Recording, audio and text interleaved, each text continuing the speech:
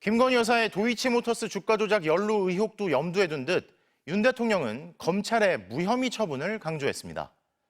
검찰이 수사를 거듭해도 김 여사를 기소하지 못했다는 건데요.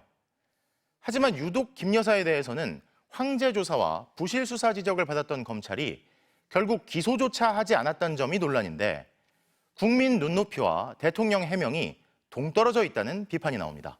박솔립 기자의 보도입니다. 윤석열 대통령은 김 여사에 대해 강도 높은 수사가 있었다고 했습니다. 이미 2년 넘도록 수백 명의 수사 인력을 투입해서 그야말로 그 별건의 별건을 수도 없이 이어가면서 정말 어마무시하게 많은 사람들을 조사했습니다. 그러면서 검찰의 무혐의 처분을 내세웠습니다. 김건희의 기소할 만한 혐의가 나올 때까지 수사를 했습니다. 그런데 기소를 못했지 않습니까? 김건희 여사의 도이치모터스 주가 조작 연루 의혹 사건을 언급한 것으로 보입니다. 검찰은 의심은 가지만 물증이 없다며 김 여사를 무혐의 처분했습니다.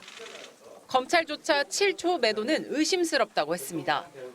주가 조작 일당이 8만 주를 매도해달라 준비시키겠다고 하자 불과 7초 뒤 김 여사 계좌에서 매도 주문이 나온 겁니다. 검찰은 기억이 없다는 김 여사의 해명을 반박하지 못했습니다. 늑장 조사, 황제 조사 논란도 이렇습니다. 대면 조사는 고발 4년 3개월 만에 경호처 부속 건물에서 검사들이 휴대전화를 반납한 채 이루어졌습니다. 수사 결과 발표 이후에는 거짓 브리핑도 드러났습니다. 검찰이 이 사건과 관련해 김 여사의 주거지나 사무실에 대해 압수수색을 한 번도 시도한 적이 없는데 마치 한 것처럼 브리핑한 겁니다. 도이치모터스 김건희 피의자에 대해서 그 사건에 대해서 압수수색 영장은 청구를 안 한 게 맞는 거죠? 형식적으로 보면 그 말씀이 맞고요. 김건희 여사 디올백 수사도 시작부터 논란이었습니다. 검찰총장 지시로 전담팀이 꾸려지자 서울중앙지검 지휘부가 모두 교체됐고 친윤석열계 검사로 꼽히는 이창수 지검장이 부임했습니다.